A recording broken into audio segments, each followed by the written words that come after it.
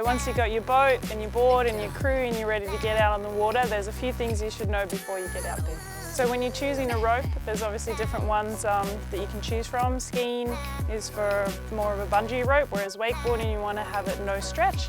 The reason for that is when you're out on the water, you're not going to get that bungee feeling like when you're in the air. If you get pulled forward with the rope, it could end really badly, so you just want to make sure you have a consistent pull the whole time. So just, yeah, go for the wakeboard ropes. As a beginner, you're going to go a bit slower, so the slower you go, the shorter your rope can be. Once you start learning the new tricks on the smaller rope, then you can start going on a length. So when you purchase your wakeboard rope, they're all at about 80 foot.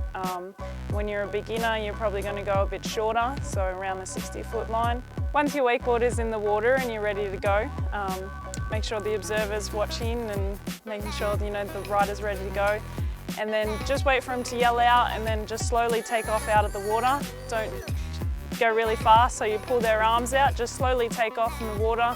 The board will start coming up onto the water and that's when you can go a bit faster. So the key role of the observer is to inform the boat driver when the rider's fallen. And then the boat driver is just going to slowly get off plane and then just slowly turn back to the rider. Make sure the rider stays on the right side of the boat, so where the driver is. That way you can keep an eye on how close the rider is to the boat. So you don't want to do any power turns because it messes up the river for everybody else. So there's going to be rollers in every direction. You're actually out there leaving your wakeboarder in the open waters for oncoming boats, and it can be really dangerous. So a few key hand signals as an observer would be faster, slower, that means you want to go home.